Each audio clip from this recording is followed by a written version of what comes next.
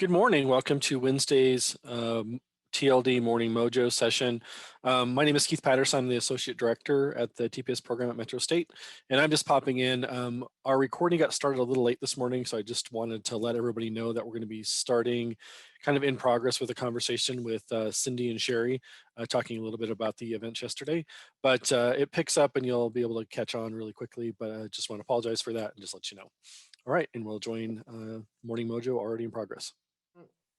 Strategy that's called Circle of Viewpoints also sounded like something that could fit well in with that. And found poetry, I love that one. Yeah. Now, what about the civics lessons?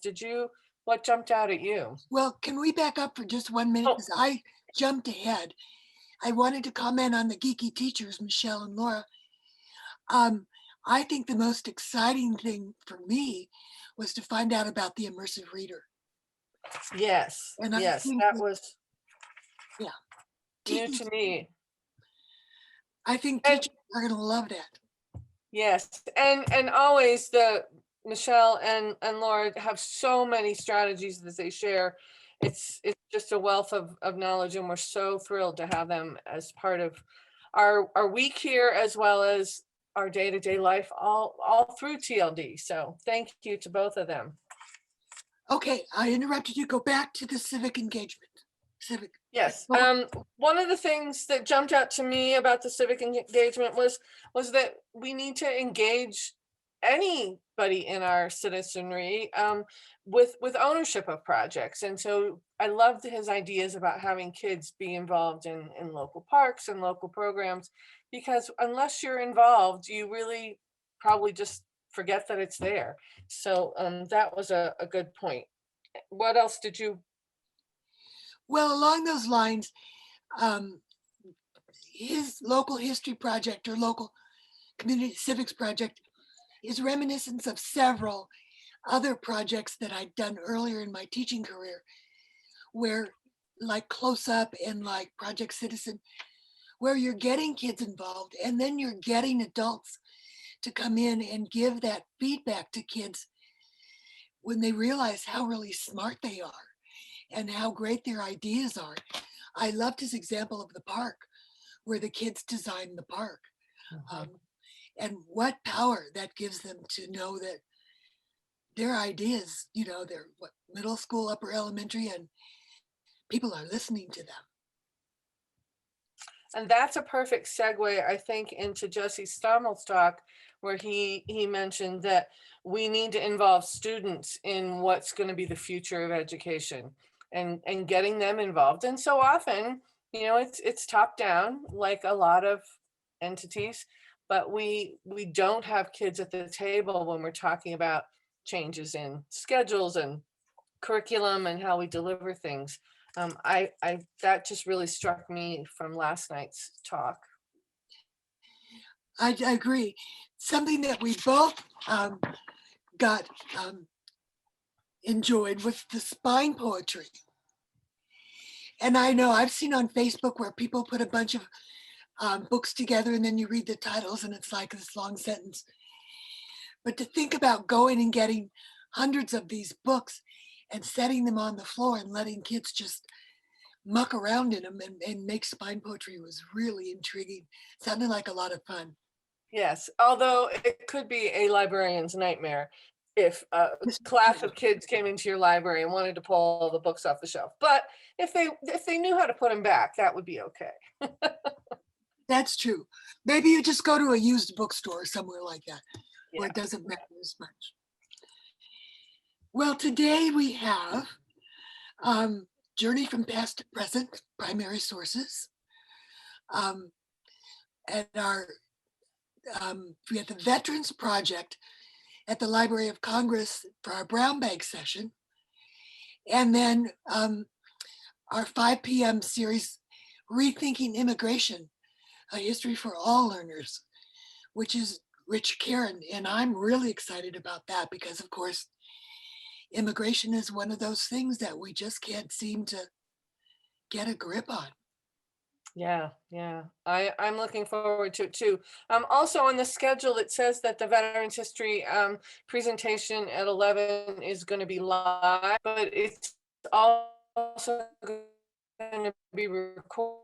Time slot doesn't work and you want to catch it later, it will be recorded so that you can see it whenever it's convenient for you. So I think we're about ready to work in our way into Wonder Wednesday. Do you like that? Work Wednesday? So Cindy and Michelle are going to give us some feedback on the amazing Colorado Encyclopedia. So take it away. Thank you. And my hats off to Michelle. I gave her a script and she did the following. Here we go. It's on deck, and let's go ahead and present. Cindy, you're on. Thank you. Well, I'm sure numbers of you, particularly if you're TLD junkies, have heard about the Colorado Encyclopedia throughout the last few years, but we're always working to change things and get new ideas. And we've been awarded 2 new grants, which are going to allow us to expand the encyclopedia. What we did for this year was to put a 19th Amendment portal on the the front page, the main page. And she's going there.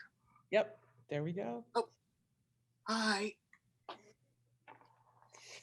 Oh, well, Yep, go back. I skipped ahead. Go back. there you go. It's So all right. This is who we are, but we really like to say that we are all things Colorado, and that we have everything that goes up on our site is vetted by scholars, by historians, by people in the know. So we think of it as a really good site for legitimate information. So we're adding entries all the time. We're still under 1,000, but we're gaining on it quick. And we're so fortunate to be partnered with Colorado Humanities, CSU, University of Colorado Press, History Colorado, National Endowment for the Humanities. Those 2 are our funders. Center of the American West, Colorado Come to Life, Department of Ed, the Public Lands History Center at CSU, Rocky Mountain PBS, and of course, Metropolitan and the Metropolitan State University and the TPS program, which have been just fabulous partners, and we thank them. So here's what we offer. Front page. Oh, okay. The front page, there's a portal that takes you to the 19th century. And in that portal, we have leveled articles dealing with women and 19th Amendment, not century, amendment topics. There's a list of future articles, and then a list of articles that are in progress and upcoming events. And we also partnered with this at the Women's Vote Centennial. Now, click here to see there. Look very closely at this image, Michelle. Michelle's been busy. Hey, you have to have a Bernie meme. So there's Bernie in the lower right-hand corner. He's there. He's right there. So on the front page for you see all the topics, the big topics that you can look at. And if you click on educators, which makes our encyclopedia unique, because we know that most of given the fact that Colorado isn't a big textbook market, our 4th and 8th grade teachers are struggling to find good information. And so when we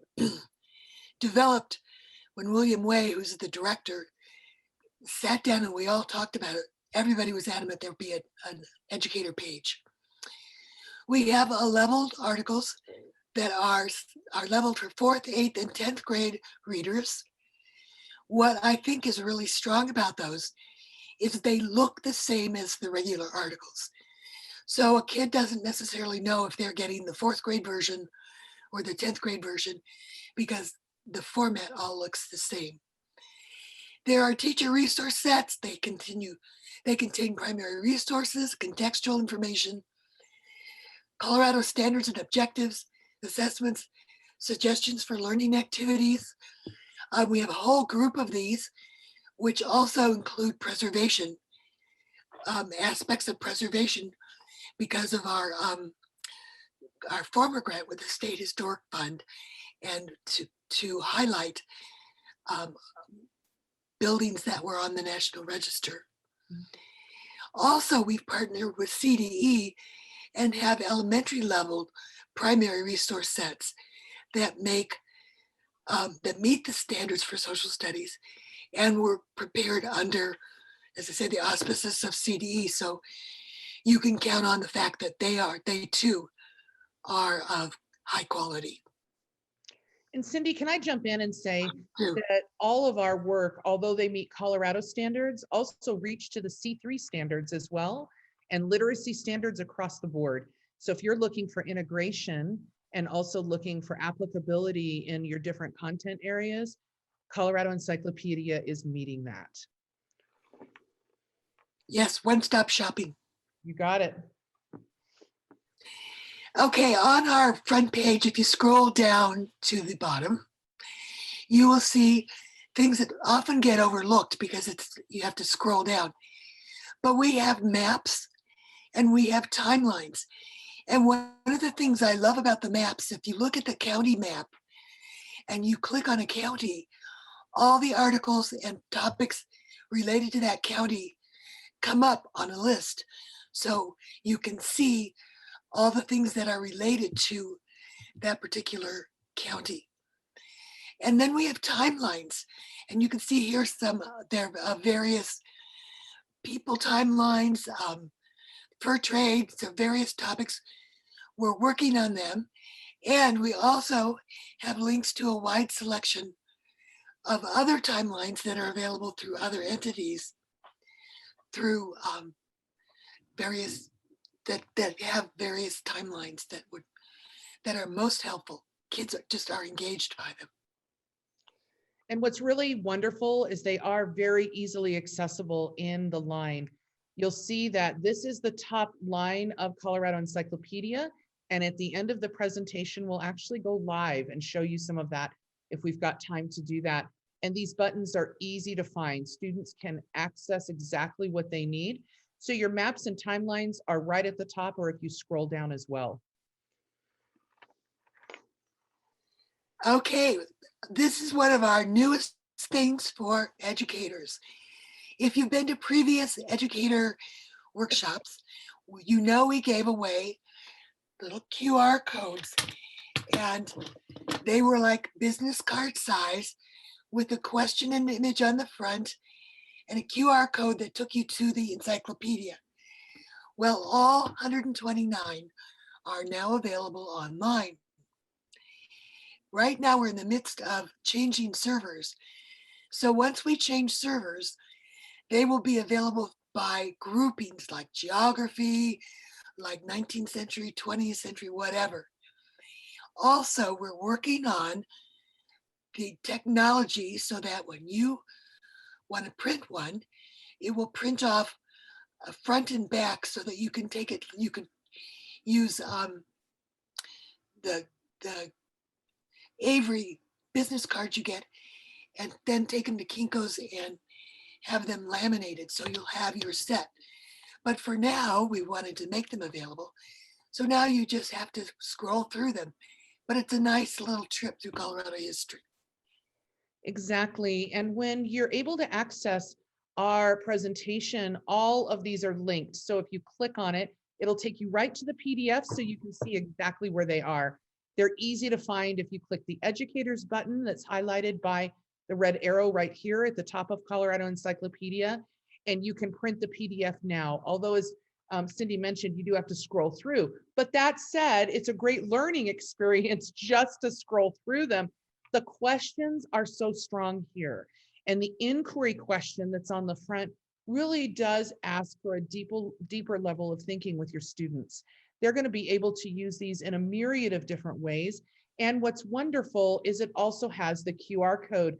I know what's kind of fun right now, especially as we're digital learning, as well as not to think about the front of the card, to actually think about the QR code and put a set of those on your screen and have kids be able to access them using another device or clicking that QR code and then finding out exactly what's behind the Colorado Encyclopedia logo.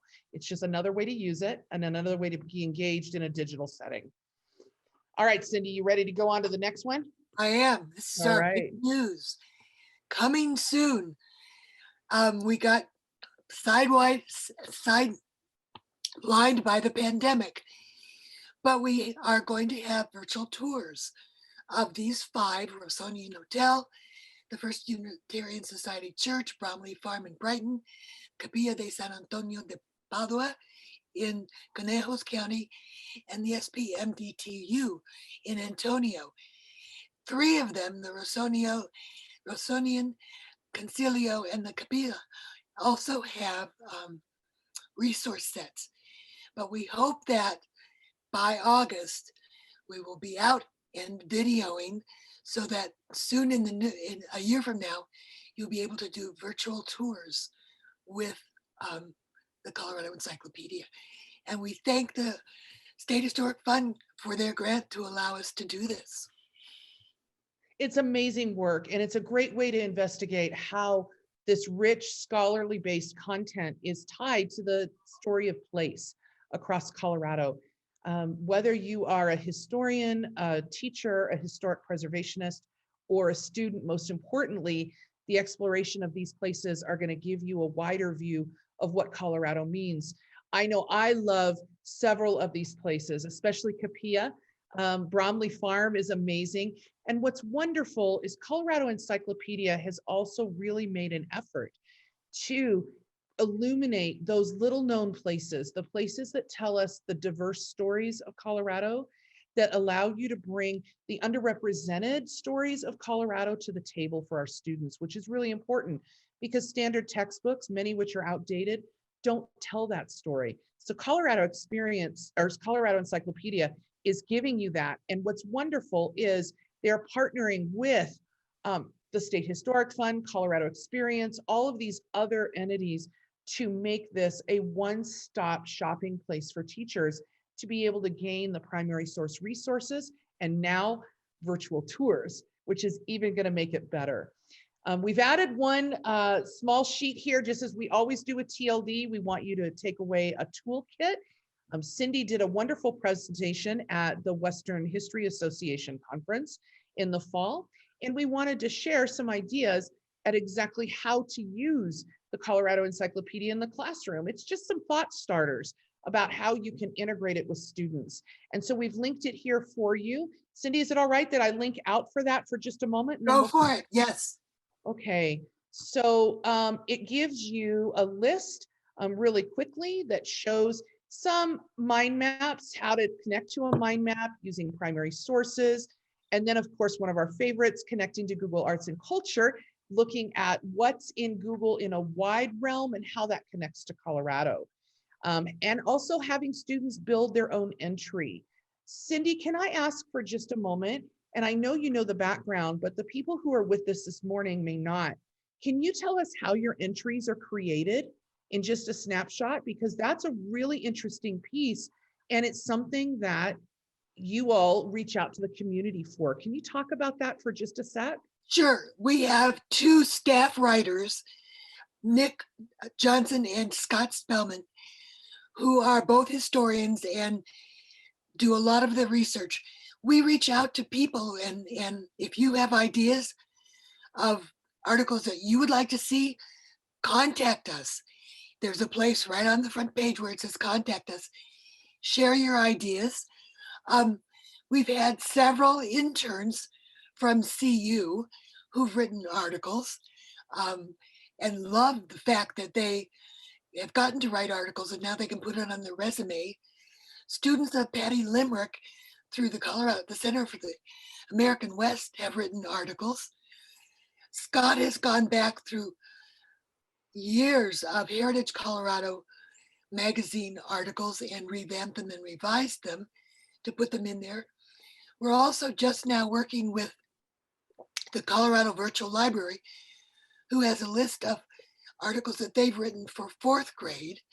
And we're working to combine those and add the 10th and 8th grade to those, and to get articles if there aren't articles already in the encyclopedia written about those particular topics.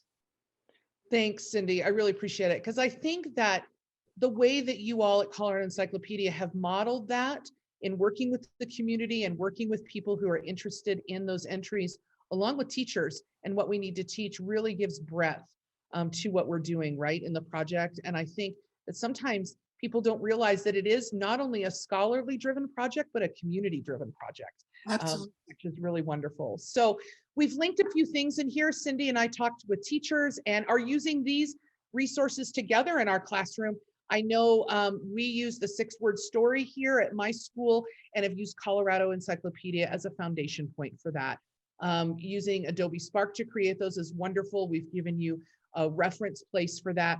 And then using Colorado Encyclopedia and Google Maps together. So it's a lot of fun. We've given you a few ideas. I'd like to go back to our presentation and then we're gonna go live. I think we got a couple minutes so that we can go live to our next piece. So Cindy, I'm gonna click and go forward, if that's all right. And we'll head out to Colorado Encyclopedia in just a sec. So do you want any wrapping words?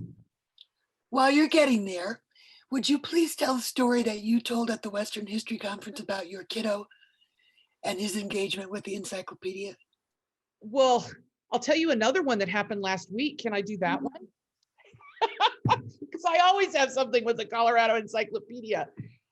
So we were connecting Colorado history, to be very honest, with global history, and we're studying westward expansion right now. And interestingly enough, I had a student, I've had multiple students who have gotten very engaged in the content with this. So just last week, we were assigning places and the kids had a choice of what places they wanted to investigate, and they need to tie it to the national narrative as well as our global narrative with this. So they had a whole list of places. Sunday night this week, and so it was Sunday evening, my phone starts to blow up because of my email. And it's one of my students who decided that his grandmother lives in a small town here in Colorado. And he didn't want to do a place, he wanted to do a place that was associated with him, which is even more important.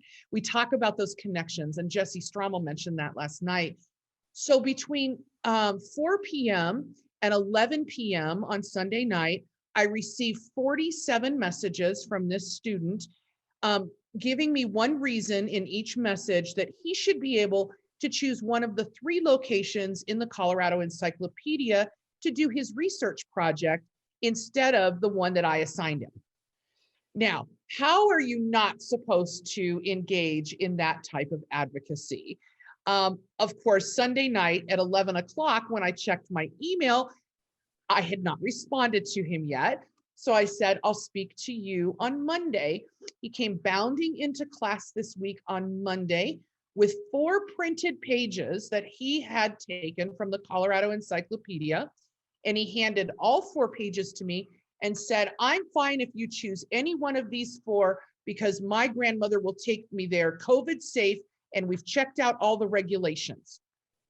So He had already done his research. He had cited his site because he had his citation at the bottom of his printed page, and he plopped them down on the desk, stepped back 2 feet and said, choose it, Ms. P, I'm ready to go. Well, I gave in, and he'll be headed to Montrose to do some of his research based on the Colorado Encyclopedia. So Cindy, there's another story. We get one almost every year, but I thought with COVID, this one's a nice one to share, right? It is. And that's what happens when you allow students to do some self-inquiry and to really ask those questions about what our West, what our state looks like in our country, but how they can do that research themselves. And so his 6-word story and some of his work, well, guess what, Cindy?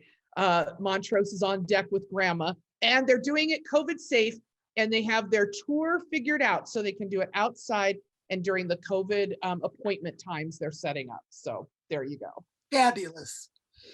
So I'm going to go to this last page, and we're going to take you, we have just a few minutes, about 5 that we're going to share here. And can I go live, Cindy? Do you want to let them know how to reach you?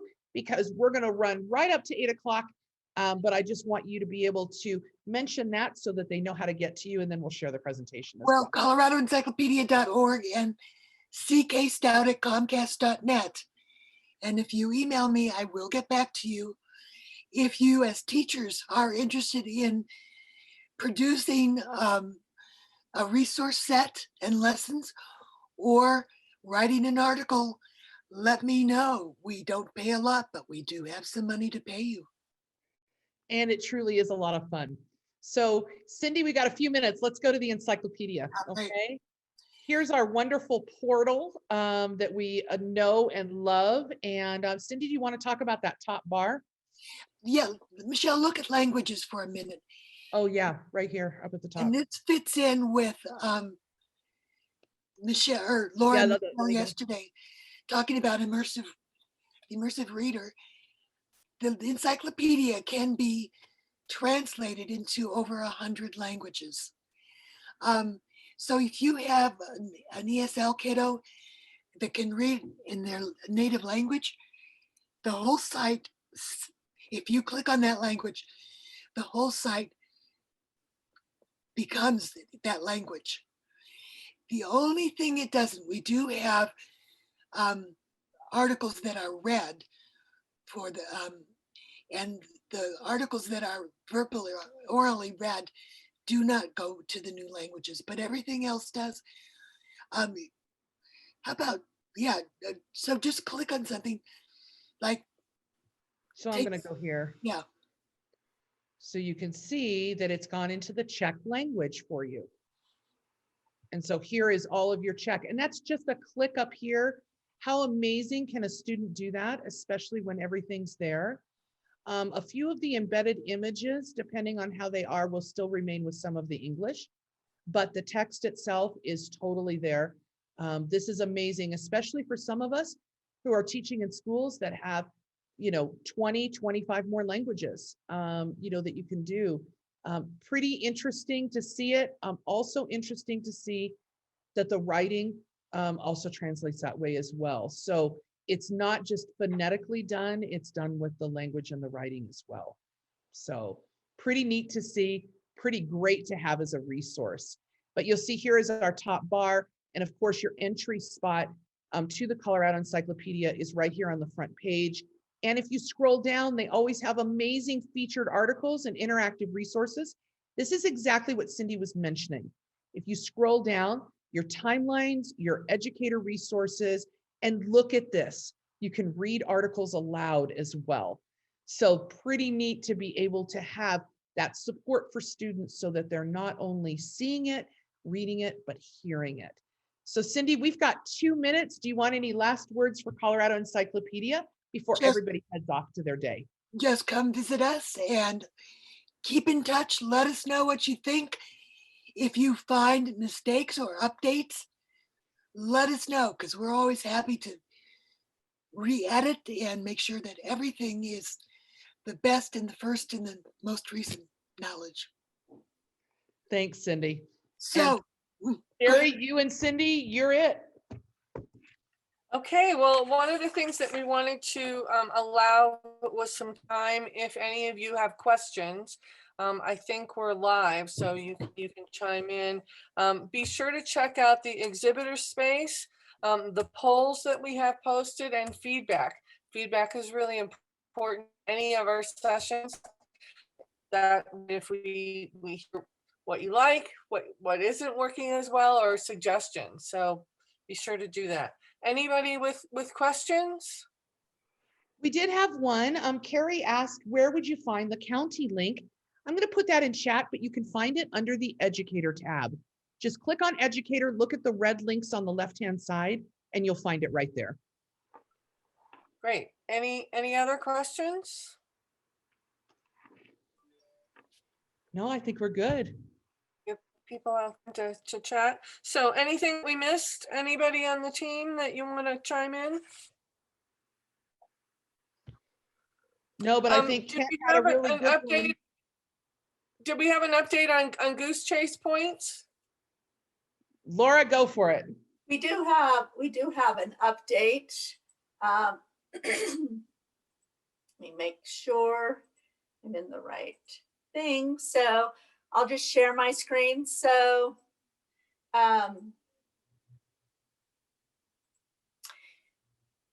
we combine all the games in Goose Chase. So we're running 5 consecutive games right now with all of our TLD participants. So here's the overall leaderboard. Make sure you're in there. We're having lots of fun with people. People are engaged. New missions are coming out every day. There are tips, tricks, ways to use primary sources in your classroom, all of those things interwoven in the missions, along with fun and trivia and a little banter from the Jedi Council. So we are, we've been excited to see what you have posted and hope that you are enjoying the game. So, Well, and Great. Jolene Gutierrez, you're rocking, girl. You won the book back from the first night. Now you're #1 in Goose Chase. Well, Yeah. and Carrie's not far behind. We've got Amy Baca Right. that's in here too. A whole pile of people have joined us this morning, and some of them are on the leaderboard. Let's see how that goes the rest of the week. Yep. You are All right, well,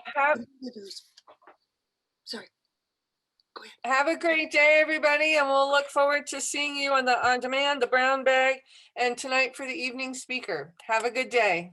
Hi there. Later, If you bye-bye. got a minute, bye. Thank you. okay. How would you use this for language arts? You know, Linda, are you thinking in regards to the Colorado Encyclopedia, right? That's Yes. There's a lot of ways you can use it. Take a look at our sheet that we've shared in the presentation that's in the chat, but I'll give you a few examples. The primary sources that are embedded within the Colorado Encyclopedia and the secondary sources, especially the video links, can be used as story starters.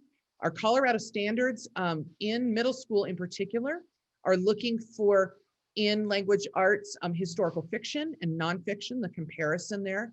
You can use it for a basis of writing, thinking back to our speaker that was with us on Monday, Ebony Flowers, looking at a primary source to really dive into that primary source and think about how to use that. Colorado Encyclopedia gives you those rich resources. It also gives you a research base, a scholar base to be able to have students use an authentic, accurate piece of scholarly work, collection of scholarly work for their research that they can cite. And as we spoke last night with Jessie Stommel, it's really important to think about how do we model that citation? And that happens not only in social studies, but also in language arts. And so all of those different skills can be applied through Colorado Encyclopedia. I know we use it as a basis for thinking and conversation. We look through Colorado Encyclopedia to see the different lenses and perspectives that are offered, and then have students write about it and critically think about it. So those are just a few ideas that I know we're seeing in our K-12 setting. I know there's 100 more, and Cindy, I know you can speak to it too. Just quickly, at the bottom of each article, there's citation for Colorado or Chicago Manual of Style. So there's 2 examples of how to cite the article. And you just click on it and you have it. So students don't need to worry about what I'm supposed to do. It's just right there. Thank you so much. More than welcome. Have a great morning.